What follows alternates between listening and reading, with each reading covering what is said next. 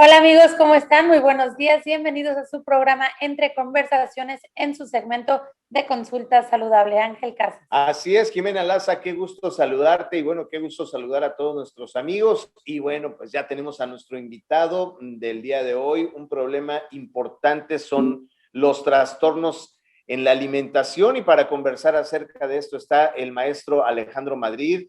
Él es director de la Escuela de Psicología de la Universidad de Anáhuac. Alejandro, ¿cómo estás? Qué gusto saludarte. Bien, muy bien, muchas gracias. Buen día. Bienvenido, maestro. Y bueno, el día de hoy estamos tratando un tema que es muy relevante para las adolescencias. No es un tema que nos han pedido y es el de trastornos alimenticios.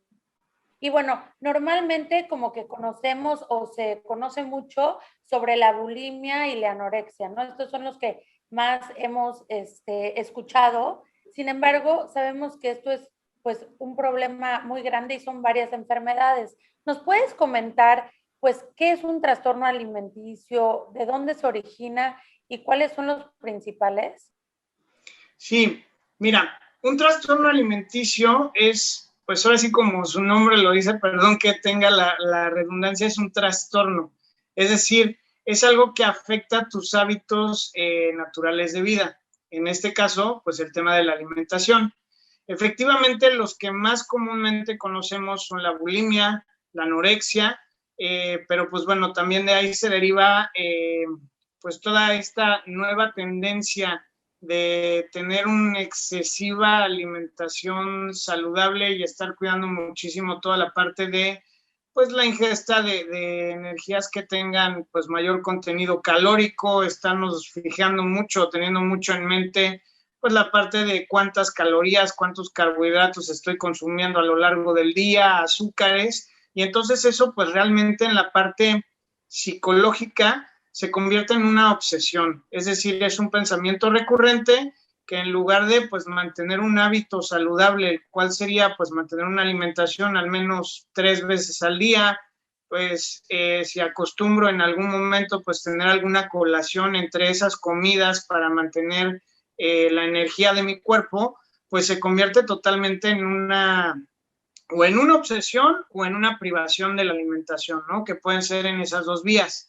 Es importante comentar que a veces el detectar estos trastornos es complicado porque no se detecta ni a través de un psicólogo, puede detectarse a través de un médico, porque pues obviamente si ya es un proceso que va avanzado, el cuerpo, por su naturaleza, va a estar reflejando indicios probablemente de falta de energía. Si ya va un poco más avanzado, por ejemplo, el tema de la caída de pelo, también, pues bueno, falta de decoloración de la piel. En las mujeres, pues la pérdida de su periodo menstrual también llega a tener ausencias porque obviamente pues el cuerpo necesita recuperar energías, ¿no? O tener un equilibrio sano.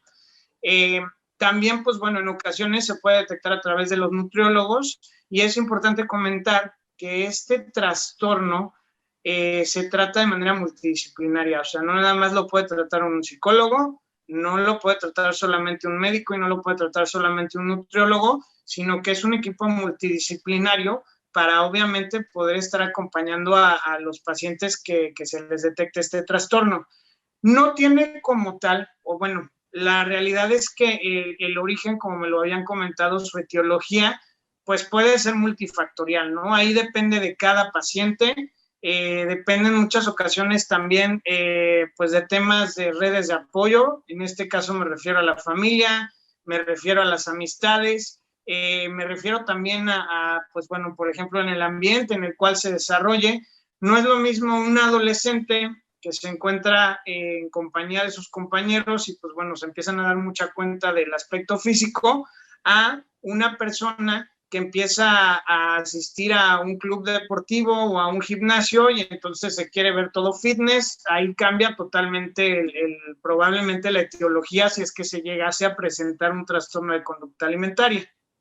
Así es, estamos aquí en la conversación con el maestro Alejandro Madrid hablando de los trastornos de la alimentación. A ver, entonces, Para entenderlo, un trastorno en la alimentación puede ir, la característica sería que se va a los extremos, o sea, o comer poco o comer mucho, ¿no? O estar demasiado sano, o sea, es como un extremo. Y por el otro lado, ¿cómo podemos darnos cuenta que sí ya es una obsesión? O sea, ¿en qué momento está la disciplina y en qué momento está la obsesión? ¿O en qué momento es real o es irreal? O sea, ¿cómo detectar que sí ya se nos fue? Que ya perdimos totalmente Sí, ¿no? el pensamiento, ¿no? O el control. Sí, sí, sí. Bien, es una buena pregunta. Obviamente tenemos que estar atentos, ¿no? Y ahorita que hay tanta tendencia, por ejemplo, en redes sociales, en dietas, como pues ahorita, perdón que la saque a colación, pero ahora he estado muy allegado a ella y seguramente la van a identificar, la famosísima dieta keto, ¿no? La cetogénica, perdón. O luego también, pues por ejemplo, que me privo de carbohidratos o me hago una dieta que me ayuda a hacer una desintoxicación del cuerpo porque pues ya me excedí. Es bueno en cierto punto, pero siempre que estés acompañado por un profesional. En este caso me refiero a un profesional que sería un nutriólogo clínico que efectivamente te esté detectando cómo estás con unos análisis en cuanto a la parte física para ver si realmente tú requieres de algún tipo de dieta o estás teniendo algún tipo de descompensación, ya sea en nutrientes, ya sea en pues, niveles de glucosa en sangre, niveles de proteína. Ellos también manejan mucho el tema de las tablas de crecimiento. Entonces, para que no se vuelva en nosotros una obsesión, que está bien, yo mantener una rutina, un hábito de alimentación, ver que contenga pues los suficientes vegetales, los suficientes cereales, las proteínas, no está mal porque lo tienes en mente. Cuando se convierte en algo negativo es cuando, por ejemplo, híjole, se me pasaron las 12 del día y a fuerzas me tenía que tomar mis 5 sobres de atún y no me los tomé, ¿no?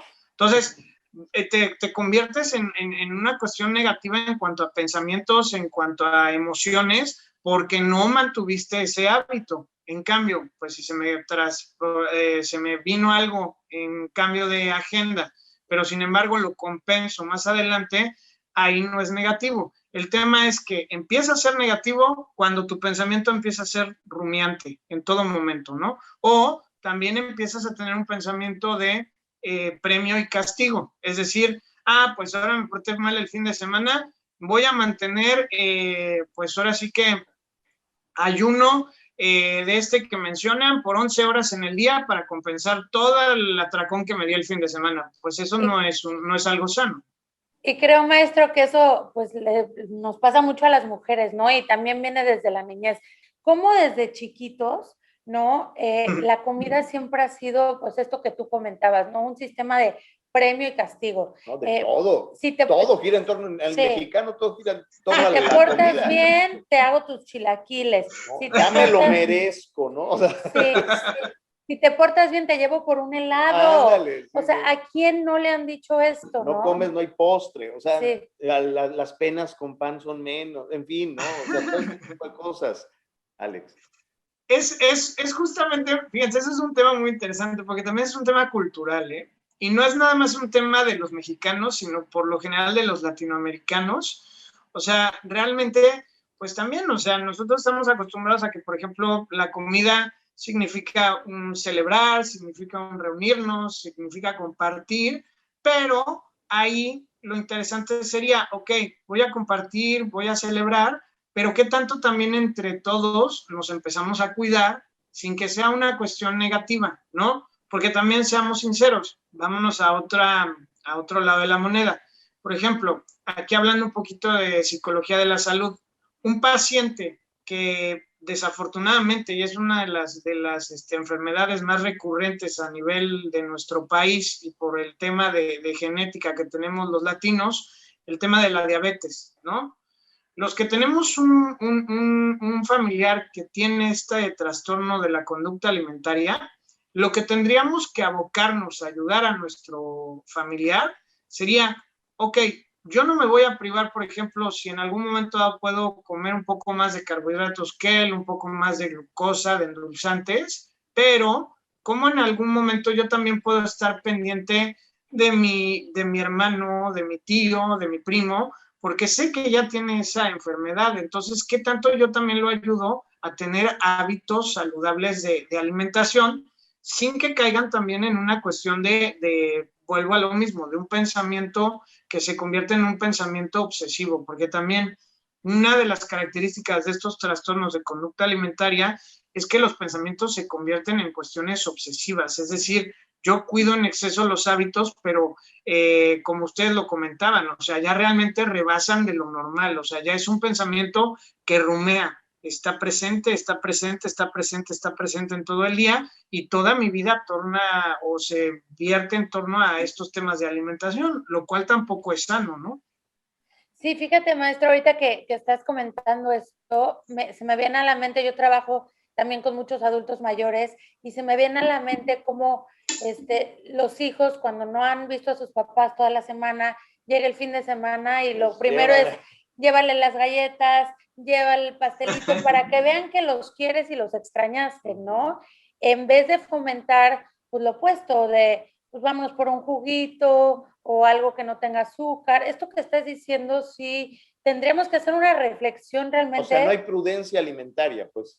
Sí, de qué hacemos con nuestra familia, ¿no? Con nuestros hijos, claro, con los sobrinos. Digo, yo también me lo digo a mí misma, ¿no? Cuando veo a mi sobrino, pues siempre le llevo un chocolate, pues tal vez no, ¿no? Por ejemplo, yo puedo servir pues alguna verdura fresca como jícamas, pepinos, zanahorias, combinarla con algún tipo de aderezo que no contenga tanto sodio, y eso pues la realidad es que también es algo sano, ¿no? Y no tiene un mal sabor. Entonces, eso también de alguna forma en mi pensamiento pues me empieza a generar ese tema de hábitos. De hecho, si ustedes lo ven cuidándote con un nutriólogo, un profesional de la alimentación, cuando tienes una buena alimentación y no excedida en un exceso de azúcares, de carbohidratos, pero tampoco tan privada de tanto, incluso el tema de sensopercepción que sí vemos los psicólogos en cuanto al tema de los sentidos, en la parte del gusto, se te empieza a despertar mucho más. Y entonces cuando tú te acercas a un por ejemplo, a un alimento que contenga un poco más de azúcares, un poco más de glucosa, enseguida la explosión de sabor es mucho más fuerte, pero porque no estás en todo momento habituando a tu organismo a que ya tenga esa percepción de sensaciones que se tienen, ¿no? Así es. Qué importante todo esto y poner especial atención en cómo nos desarrollamos y convivimos en torno a la comida y darnos cuenta. Yo creo que, mira, gran parte de la ventaja de hoy, de esta conversación, es darnos cuenta de eso, ¿no? Si juntos nos damos cuenta, lo hacemos consciente y podemos entonces a partir de ahí ya tomar decisiones. No es que esté mal, no es que esté bien, pero ahora soy consciente de la comida y a lo mejor, pues por ahí podríamos evitar muchas cosas. Alejandro, muchísimas gracias. No, al contrario, gracias a ustedes. Consulta saludable. Recetas para vivir en plenitud. Las opiniones expresadas en este programa son responsabilidad de quienes las emiten.